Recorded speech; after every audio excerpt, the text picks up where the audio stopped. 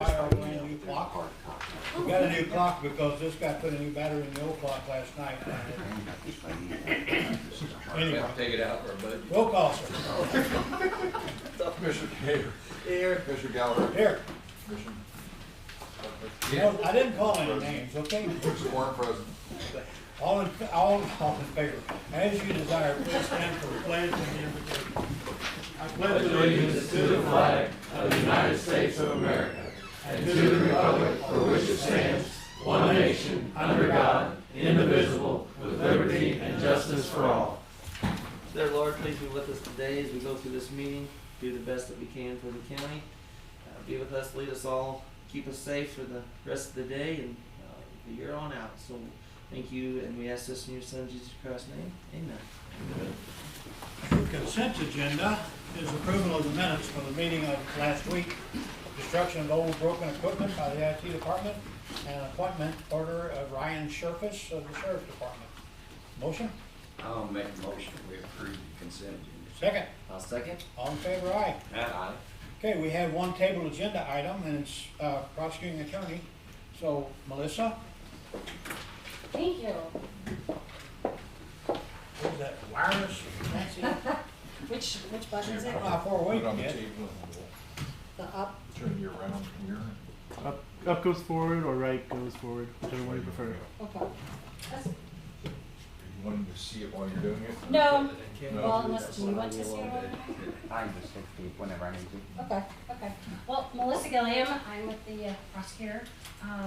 So I'm going to start off, we came here, I think it was tabled because we moved it from last week with the bids, and it's going to take a little bit of time to explain to everybody what's going on. So obviously we have some significant challenges in our office currently, and luckily I have a team member who is very good with numbers and statistics, so I'm going to have him talk to you about all this. So I'm going to introduce Ryan Miller, who is an investigator in the office, although he also is jack of all trades, as we call it. I wear a lot of hats. All right, again, my name is Ryan Miller. I'm an investigator with the Prosecuting Attorney's Office, and I'll be presenting you some of the challenges that we face and some of the proposals we have for the Commission to address those challenges. So the first challenge that we have is the type of volume that we have in the office. You know, there have been some changes that have been made to staffing levels in the Prosecuting Attorney's Office in the past couple of years. Part of that has been seeking grants and whatnot for new staffing, but it's not kept up with the caseload that we have, and you're going to see that as we go forward. But some of the other challenges that we have is the cost of training and employee retention. As you all know, especially Commissioner Buckley, with you having been a business owner, you know that it's not cheap to hire new people and teach them what to do, especially if they jump ship later on. So as far as volume, I'm going to be throwing a lot of numbers at you guys in a short amount of time, so forgive me, but this is a crash course in statistics. But right now, we currently have 3,638 active cases that are open in the St. Francis County Prosecuting Attorney's Office. We have 4 prosecuting attorneys that are currently employed, and that's an average caseload of 909.5 per attorney. That's a pretty staggering number. For comparison, there are 406 active cases that the Public Defender's Office in St. Francis County has open, which is equal to 81.2 per public defender, and there are 5 of those. Now, that doesn't mean that anyone's working harder than anyone else. It's just that we have a significant deviation from their workload and ours. It's approximately 1,120% greater caseload for all of our attorneys than it is for a public defender. Now, I don't think you have to be a mathematician to understand that that's incredible. That is an incredible number. We currently have 125 cases set for jury trial. COVID last year really threw a wrench in things as far as jury trials and everything else, as you all know. But we had 14 jury trials in 2019, which is more than 1 per month, which is pretty good for a county this size. But at that rate, assuming that there are no more cases that are set for jury trial, it would take us over 10 years to solve that backlog. In 2020, we received 3,540 referrals, which is equal to 13.61 referrals per workday. Of those, 3,442 charging decisions were made in 2020, 13.23 charging decisions per day, and 2,805 new cases were issued in 2020. Ryan, what is Yes. a referral? A referral is a report we receive from law enforcement that's requesting criminal charges. Okay, thank you. So 82% of all the referrals we received from law enforcement resulted in criminal charges and a new case filing. Well, local law enforcement, so you guys never prosecute anybody. Well, I think the numbers will belie that. 82% that they bring to you, how can they say that you never prosecute anybody? Well, If 80. they need a crash course in statistics. But of those, so we just showed you how many cases we filed. There were 2,547 that were resolved or disposed, which means that it reached a resolution of a guilty plea or a guilty verdict or something of that nature. But the bottom number you can see, we are filing more cases each year than we are moving them. And that's what's creating the problem that we have. So we're going to look at some of the statistics of the cases that we have. And I want to draw your attention to this right here. This is a model standard that's brought by the National Association of State Courts and also the American Bar Association. And what they recommend is if you look at the bottom numbers in that box, 100% of the cases, felony cases, should be resolved within 1 year. The other standard there for what they've proposed in this study that I looked at, 98%. So not a whole lot, but they're basically saying that all your felony cases ideally would be resolved within 1 year. So I'm cut off a little bit there, but I'll explain what we've got on the side. But in this pie chart, it shows you how many cases we have set for jury trial right now in each corresponding year and when they originated. So 21% of our cases are from 2020. You have 41% of our cases are from 2019. And the rest of them, 38%, are 3 years or older that are still waiting to be adjudicated in trial. The numbers are cut off there, but the oldest cases we have go all the way back to 2013. Now, there are a variety of things that contribute to why there is a delay in resolving cases, but the significant issue we are finding is we just don't have the people to move them. Now, I didn't look like this whenever I put it on my computer. Are you playing tricks on me, Harold? I had to do some, But you can, no, that's fine.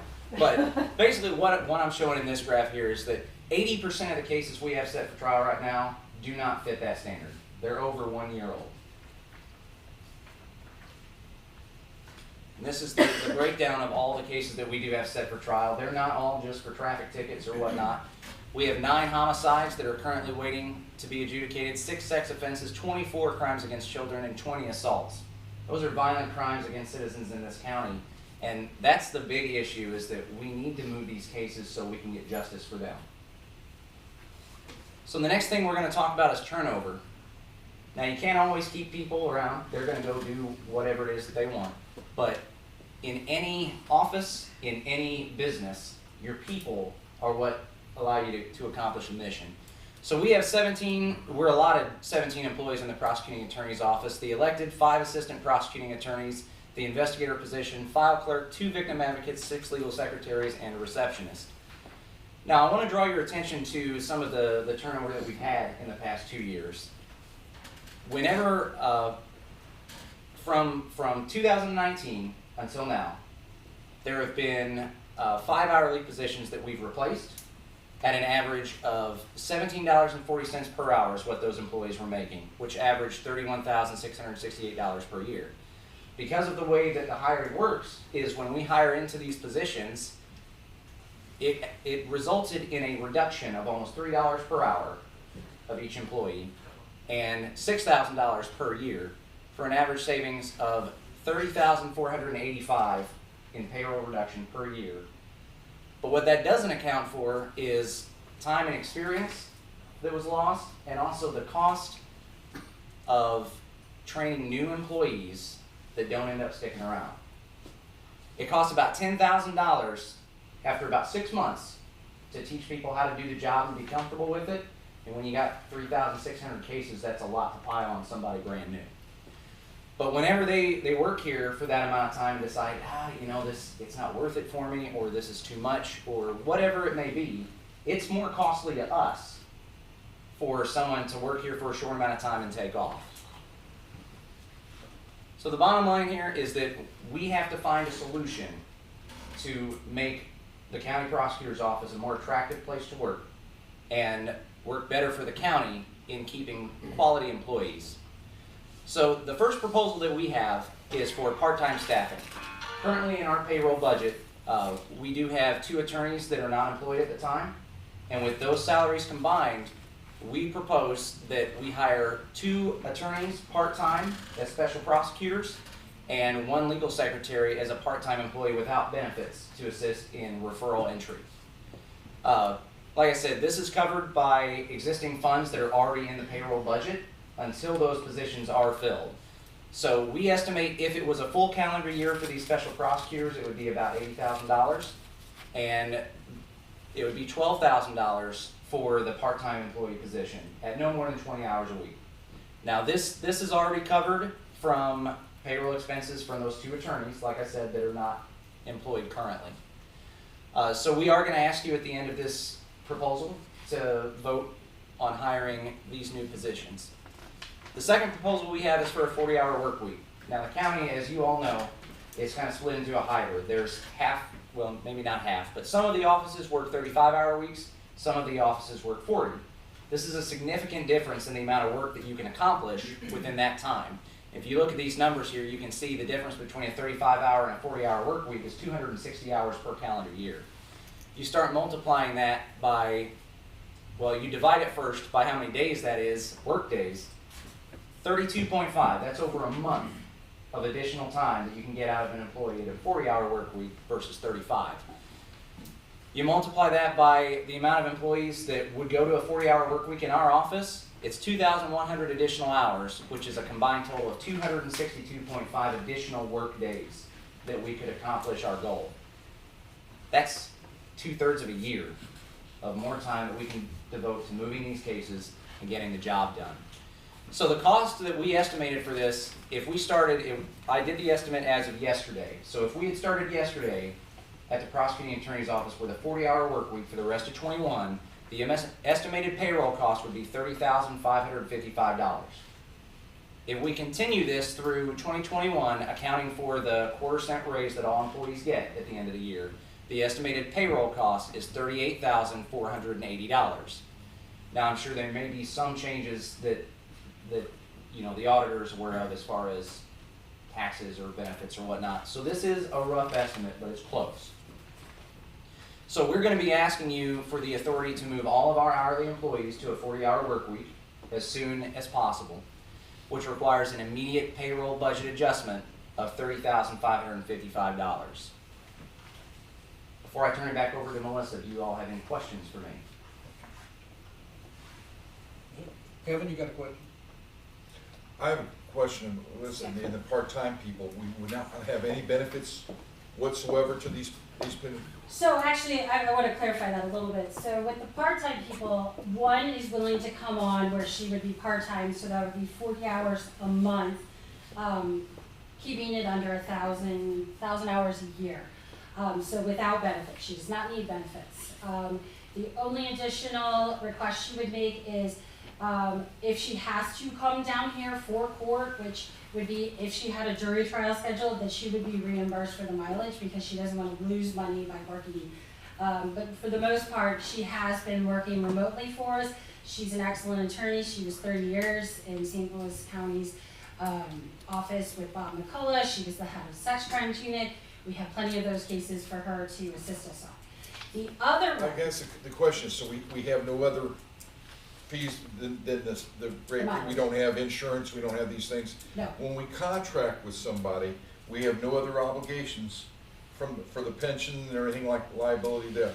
And you think that it would be easier to recruit people to basically contract with us to just do the case to catch up than to get full-time attorneys at the salary we're paying to come? for right now, yes. So these 2 ladies that I have that are willing to do it, they want to do prosecutor work. They don't want to drive down to St. Francis County every single day from St. Louis, where they currently live. And that is the dilemma or problem I'm facing with hiring and replacing these 2 positions, is that Most of the attorneys that are, interested in working in prosecutor's office are going to St. Louis County, St. Charles County, St. Louis City. They're not wanting to drive here because most of them don't actually live here. Yeah. All of the attorneys that live in St. Francis County, they're engaged in work somewhere else. They have their own firm or they work for somewhere else. Would that free up any space in your offices if we had two? I mean, I know they'd have to have some place to work out of, but if they're gonna stay in St. Louis. And that, my next question is, everything that we do here in the county, every other department looks at and says, okay, we'd like to do that too. Or we want more money for our people, or we want, so you think it would be better to go to 40 hours than to hire one other person and put them in the spot where you might have some room for now, and not set a precedent for all the other departments? Because I can tell you, we walk out here, I'm gonna hear from my people, well, we'd like to go 40 hours too, and get an increase in pay. So I'm not saying that that's I'm just saying that that's. Well, it doesn't make any sense for us to only be 35-hour weeks. The courthouse is open 8 to 5. The courts are scheduled at 8 a.m. and they do go to 5. The court clerks are 8 to 5 people. I invite you to come to our office at 4 o'clock and listen to the phones ring nonstop because there's nobody there to answer them. And so the attorneys who are still there are just listening to the phones, and then they have to take messages and get those later on the next day. These are folks that we are, solving their needs at that point in time or answering their questions. So, I mean, it really is important for us to have the extra time. So if we add one person, we will add 35 hours a week. If we go to 40 hours, we will be at 55 hours a week that's added? Mm-hmm. Yeah. So we'll actually get more work out of going to a 40-hour week than just adding one additional support person. And so with these attorneys, though, it would be where we would fund the line item that was for the contract attorney. So we already have a contract with her. We just haven't, I basically told her that was a 2020 thing. So don't do any more work in 2021. So I'm asking initially to take the payroll savings that we have since we've down to and shift it to that line item to pay for the contract attorney, but then also appoint a new special prosecuting attorney as a part-time position. So they want two different structures. The one that's gonna work contract, she may not work 40 hours a month.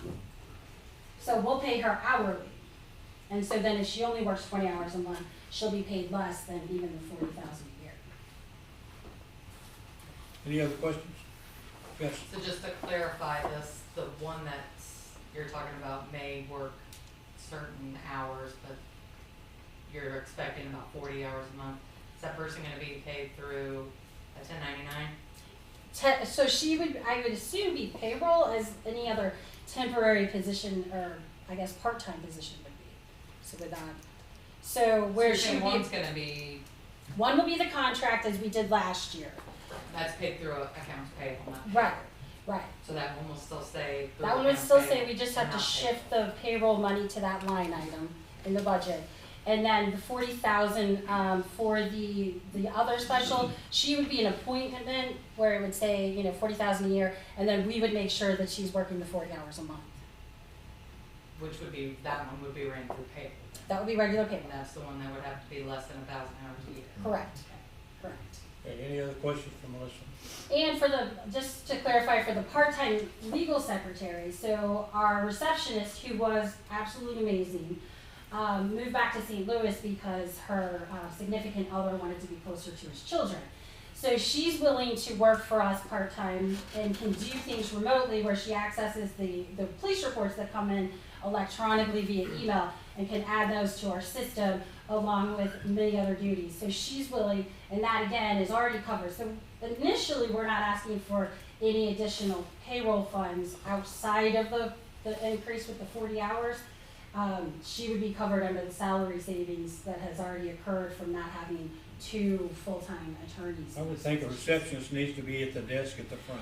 She would not be working like as a receptionist. She would be working, she was the receptionist, but she was inputting police reports and we have bad checks that we process, and she can do all that electronically through basically scanning and or You're checking. refilling her position as receptionist. We've already filled her position. This would be additional, just like a part-time position for her as well. So no benefits, no pension, nothing over the $12,500 that we calculated it would cost. So that's already in our payroll budget that hasn't been expended due to our positions. I was gonna ask you something, listen, with the problem of losing, is it the workload or the money? It's both. I mean, it's definitely both because, it's a lot of work. It's a lot of pressure on these ladies because if something goes wrong and something's not done, it could result in an acquittal of a very bad person who, could go out and hurt the community. So I think the stress level's there.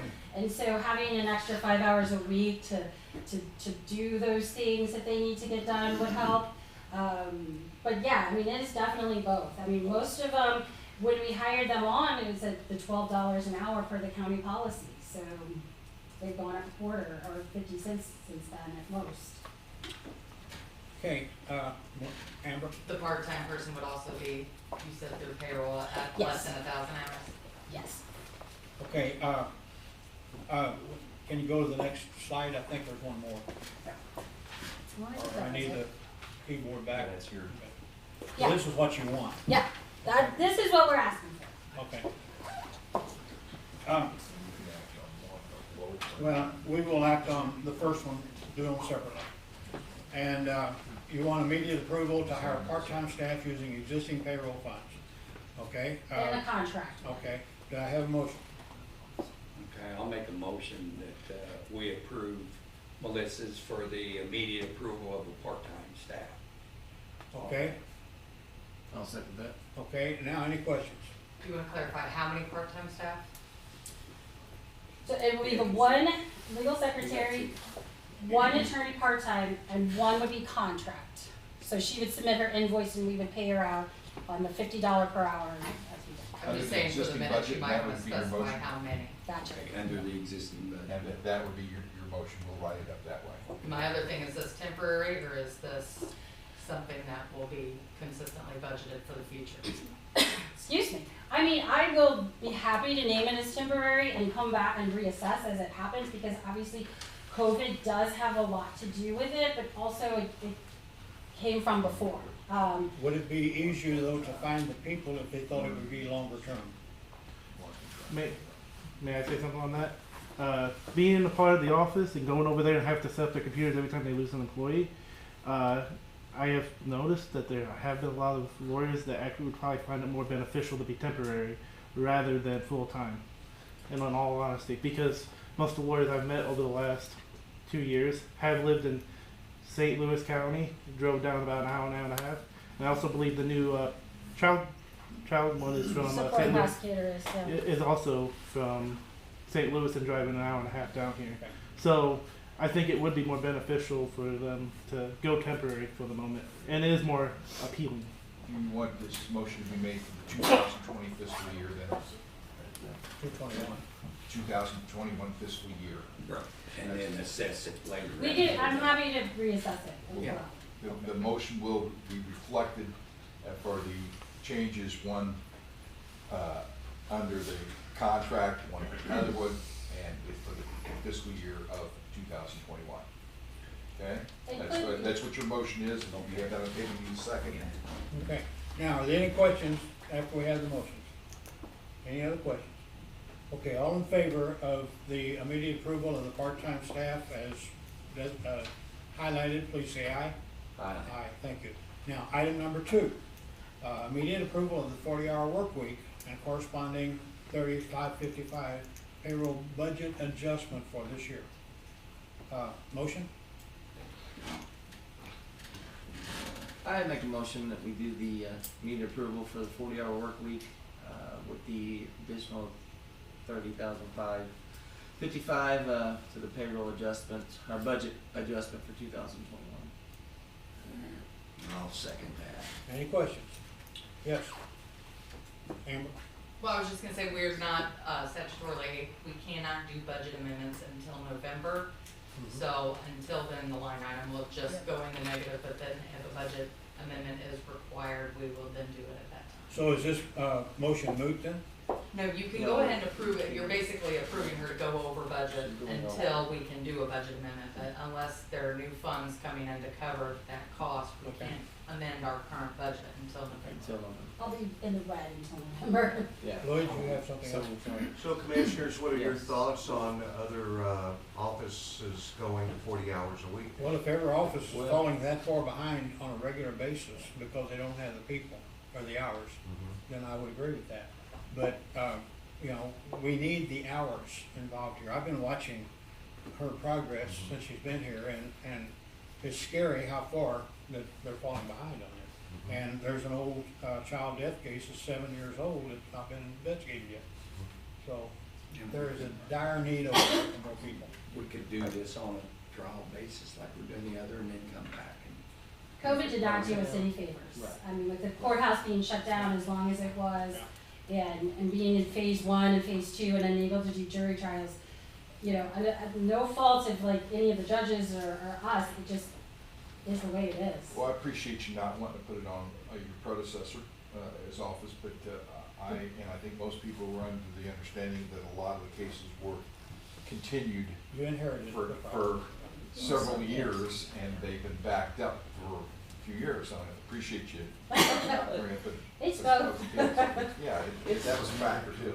This is nothing that we haven't been looking at, and I appreciate you bringing this to us. I mean, it's just like, I would say that the road and bridge crew, you know, the 40-hour week, there's just things you can't do in some offices with that 40-hour week. If it's others that can't, then, you know, we may have to look at that. But the workload, the presentation on the statistics alone say that they need this. So that's where I'm at in making my decision. And if an office is not having trouble keeping up, and they want to go to a 40-hour week, maybe they have to cut back a person to maintain the same number of total hours to do that. So it's something to look at, but just a thought that threw out. Now, I have a second question for yes. Ryan. Good presentation, by the way. Thank you. So, has there been consideration of going for a split staff of working 8 to 3 and 9 to 5? Would that alleviate the situation? So are you asking about like schedule coverage? Yes. As far as that? I mean, we do have the county policy of the flex scheduling, which may assist with that in some ways. But I think that is an important part of this, but the bigger problem that we're looking at is we have got to get these cases moved. And while it would be more convenient to be available for constituents and attorneys and whatnot if we're there from 8 to 5, it's that extra hour of work we could put in every day is really what we're asking for. Because, I mean, you know as well as I do, if someone's not there to move the car or do the job, it's just gonna be waiting for you next week. So does that kind of answer what you were asking? And my final question then would be, you've introduced us to the staff, the idea, Yeah. and they're familiar and ready to go. Oh, yes, they are. They are. I mean, you know, right now the thought of working comp time or airing that and everything isn't as attractive because when are they going to take it? You know, they feel like when they take time off, they come back and they're inundated with more work to do because nobody's doing it while they're gone. So they are 100% on board. Will that get you full staff on your attorneys? So, well, with the part-time, it wouldn't because I still have, so I don't have a first assistant at this point, and then there's 2 openings that are full-time. You hired somebody this past week, that's what I'm saying, so you're still one attorney? No, that was in child support. I know, and you're still short? 2. 2, 2. including this or excluding? Well, I'm not including that because Okay. while I can assign them cases, I don't know yet for the part-time, for Kathy, how many I can give her in order to get done. Obviously, she's. I just wanted to bring up that you would still have to hire. I still have to hire 2 attorneys, yes. And so at that point, I would return and talk to you guys about funding because if we're moving the salary savings into either the line item or payroll for that, I would have to then talk to you guys about what. When does it become a problem, you know, I'm promised a fair and prompt trial, whatever the wording is on that. So you've got some old cases. When did that start being an issue? It is an issue all the time. I mean, essentially, a speedy and fair trial, you know, there's speedy trial, which it's up to the individual judges to say, okay, you violated this person's speedy trial rights, and the Court of Appeals is doing that more and more often. There's then a disposition of detainers, which says that if somebody is confined in the Missouri Department of Corrections and they file a form, just a form is all they have to file, we have to get them to trial within 180 days. No ifs, no ands, no buts. Judges have to make room on their trial docket for those cases, and it's happening more and more for us because these folks are being confined in the Department of Corrections. So if they have cases pending here, then they get to file that form, and then if a detainer is placed on them by the Sheriff's Department, which usually is the case, to get our case to happen, then we have 180 days. Okay. And if So I could that is also, an issue. it is, and one other thing to consider is the longer a case draws on, the less likely the victims want to continue to participate, the harder it is to find witnesses.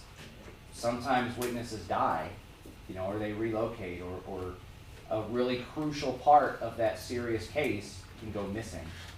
And there's no coming back from that. So that's why that's why those standards that I showed you, that's why they're so important. You know, that's a big reach. That's a long-term goal of getting everything done within a year. Right now, we just want to play catch up and make sure that these victims that have been waiting for so long, because if you all had to have conversations with some of these folks, you know, they're mad, they're tired, they've endured this for so long, and we're between a rock and a hard place of feeling powerless to do anything about it, which is why we're here asking. Okay. Listen, I was gonna ask you a question. Is this seen to be every county, or is this just us, like when you're talking to other counties? I'm sure every county has been affected as well, that, you know, even if they were fine-tuned, you know, office before COVID, I'm sure that it's affected them after. I know the Prosecutor Center for Excellence has put out guidance for prosecutor's office on how to deal with a backlog due to COVID.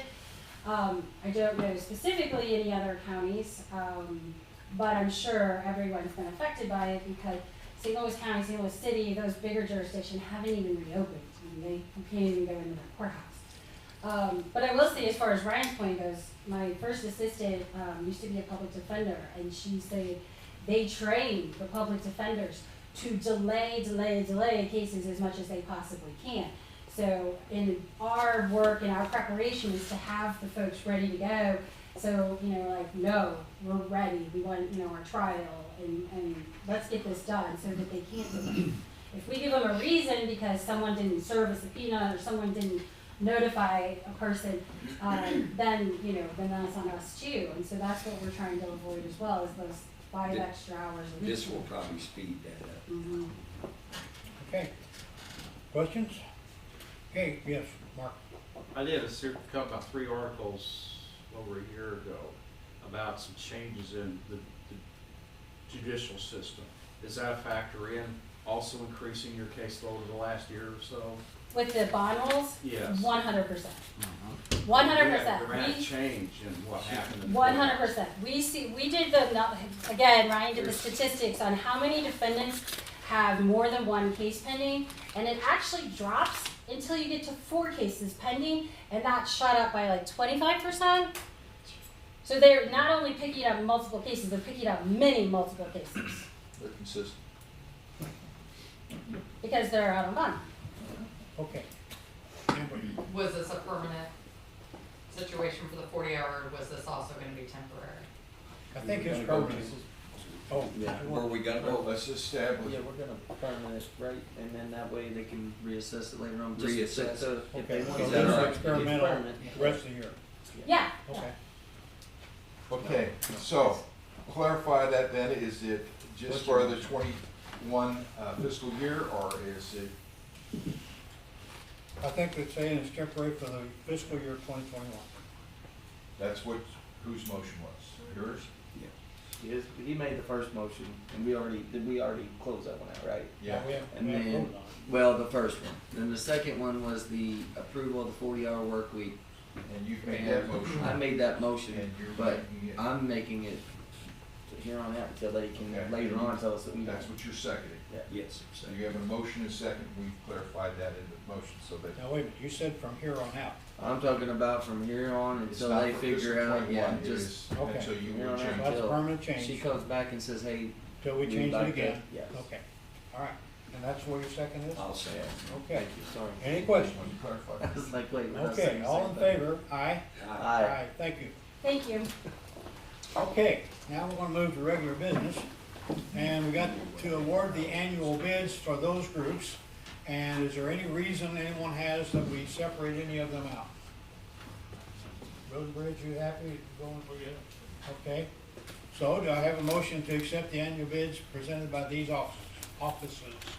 I make a motion, we accept the bids by those different offices. I'll second that. Questions? I would only ask, is there any bid that was not the lowest and best bid for anybody? Yes, we have a few explanations on some of the bids, yes, we do. Well, If for you instance, would like, it we depends can- on where they are to buy rock. Right. Rather for We always 2 cents award a all of ton. our aggregate bids, all of our asphalt bids. That did change a little bit this year. And then as well, we're gonna award both of the concrete vendors, an award. I know we've run into an issue with an emergency purchase due to the fact that the vendor that is on annual bid can't provide us with the services in a short time. And kind of like what the prosecutor was saying, you don't wanna just leave these things out there. We're trying to get these roads opened up as fast as possible. So we did Any of the go other, to a different vendor. any of the other vendor, usually when you approve bids, typically the public thinks you're approving, well, I just wanted to clarify that if it's something that has, I'm off all the bids. I just think that we have to make aware that there's some special circumstances if that's the case. I don't think there is We in can do ours. that if you desire us to do this in the open meeting. Well, Amber? could we post the awarded annual bids on our website? Well, that's, what I'd like to do is just, and if there's any different than you might have a clarification, so that Sure. they're Yep. on our website, that we show Sure. why that bid was taken, Yes. rather than just saying, okay, we And just they assume have- these are all they the have lowest all the bid, because that not documentation being the that you case. need to see why they chose that We bid. provide all explanations. That'd be great, we'll put everything up on the Awesome. website, because we've been trying to do that for everything that transpires, so I'd just like to let the public know if there's a reason that we didn't take it, here's the reason. Okay. Okay? Thank you. Okay, any other questions? Motion seconds granted, how about all in favor, aye? Aye. Thank you. Okay, now we have a resolution to allow the city of Farmington to sell some property at 614 Quarry Street. I have copies of this resolution on the front table, so if anyone wants to pick that up, I'm not gonna read this entire thing, but it's just headed, a resolution and order of the County Commission of St. Francis County, Missouri, ratifying a contract for the sale of real estate and authorizing execution of documents relating to the same. Did anybody know that we had a interest in that until this came up? 100 years, 1 month, and 11 days ago, we took ownership of half of that property spread out there. So we're gonna receive half of the profit from the sale? We are, because, but the city of Farmington has noticed that they're gonna bill us for the upkeep and the grass cutting for 100 years. It comes out to about, I think it was 112,000. So, I don't know, we better off maybe not paying that, but Anyway, this was an old quarry site, and this was way out in the country back in 100 years ago. Yeah. So that was a quarry, then it became the local junkyard, and then it was finally filled over, and somehow the county and the city split ownership of that 1 2/3 acres. that's just off of Carlton Quarry that goes between Veterans and That, Carlton. straight up on the very top right corner is Karsh. The problem was, is you can see the driveway goes across our property. Actually, that's probably the city's half that, on that side. But, so the owners wanted to buy that piece of ground to get that property line straightened out. That's the stated, they might be putting in a new Chevy plant there, I don't know. But, that's the stated reason for that. So, like I say, there are copies on the front desk. Anybody wants to read the resolution? Do I have a motion to accept the resolution? I'll make a motion to accept the resolution for the property transfer to Farmington from the county. And they're gonna take all the liability and everything on this piece of property, correct? That's what we wanna make sure that they have. That's not in the I resolution. forget They all, and accept the That liability of the. I don't want them digging in there one day and saying, hey, county, this was yours, so as long as they take, full responsibility and liability on it, I make them, I That's second. not in the resolution. Okay. And this came from Travis, and I would have thought that he would have cleared that up. And you know, the issues we ran into with selling Maple Street property, it wasn't that easy. Yeah. Should we wait with So that We in there? can table this. With table, let's put that in there. Okay. I we would can feel table better until they, are able to take the liability off of us. it. And Okay. I'm sure that the city didn't even know that you had any interest in it until they started to transfer. I don't think he Title can of change it. you. I'd say, Jay, is that right? So was this a surprise? Yeah.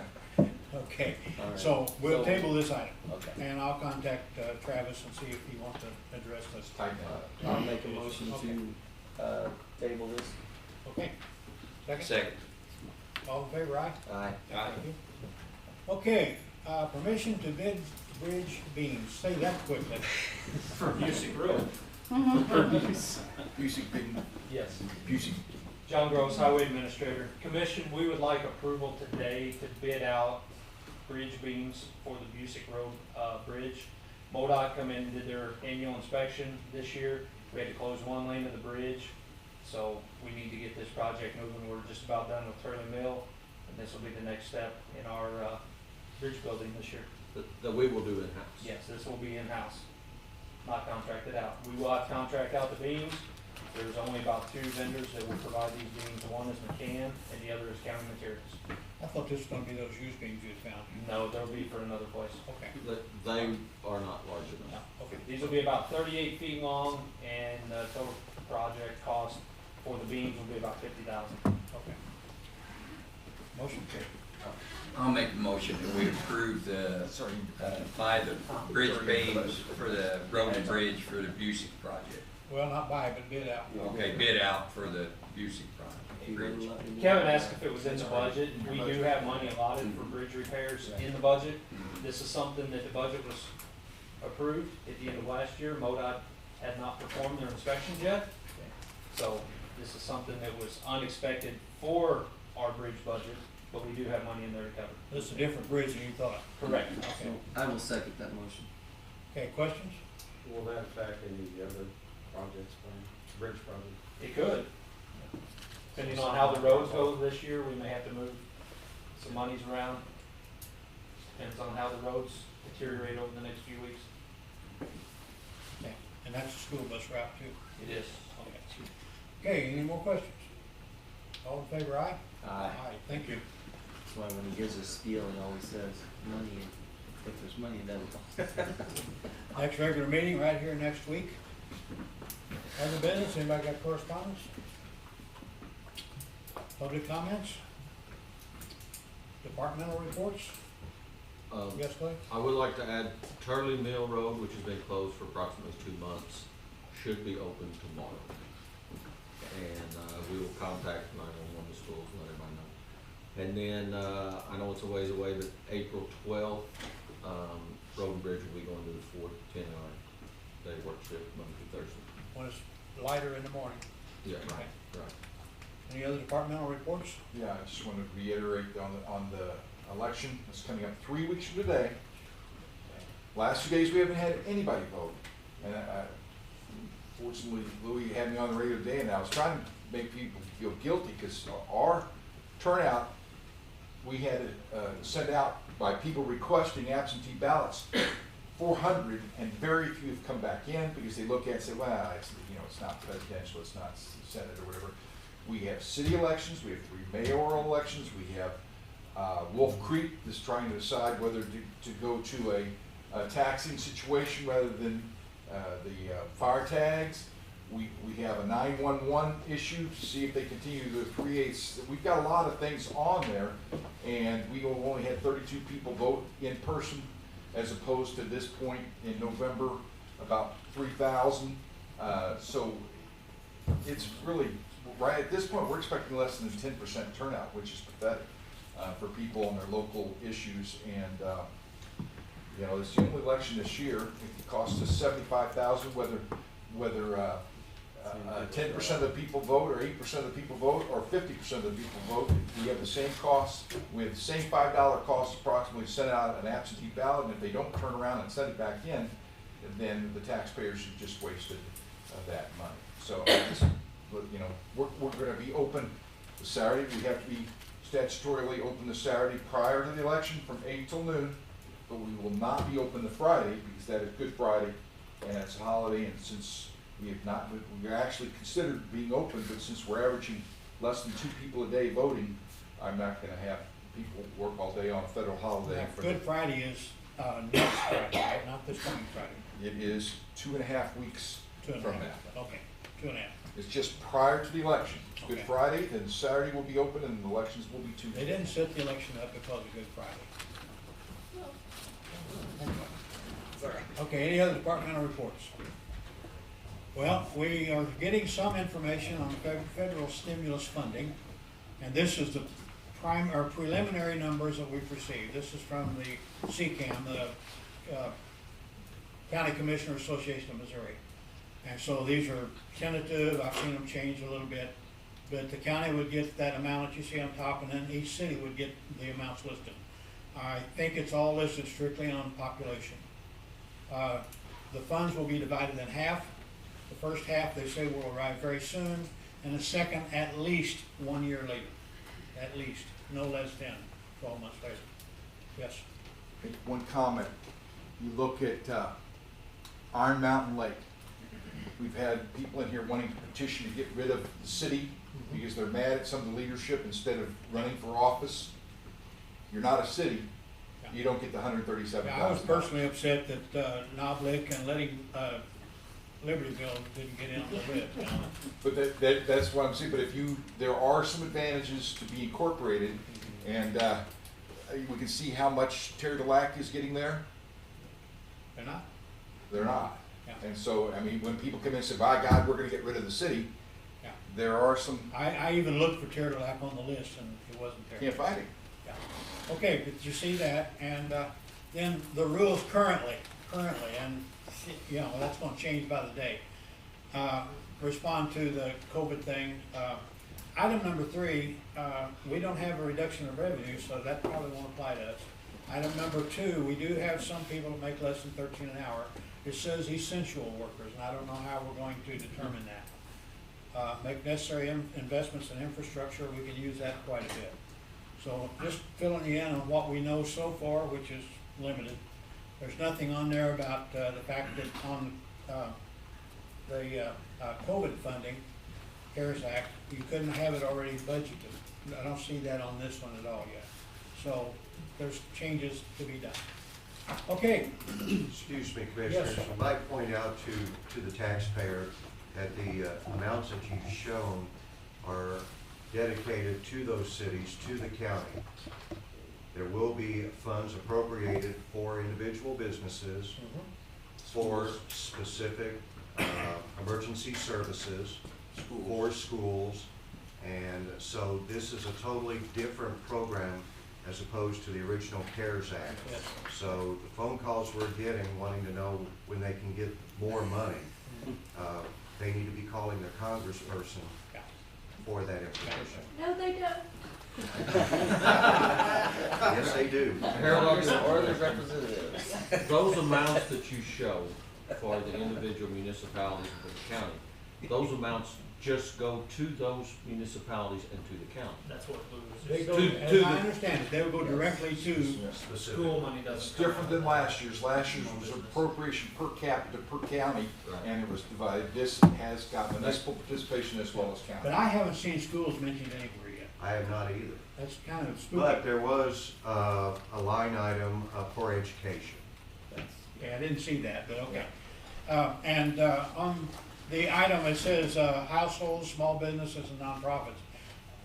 They stressed that Congress put those in there to make sure people understood that they were included, but that's not an extensive list.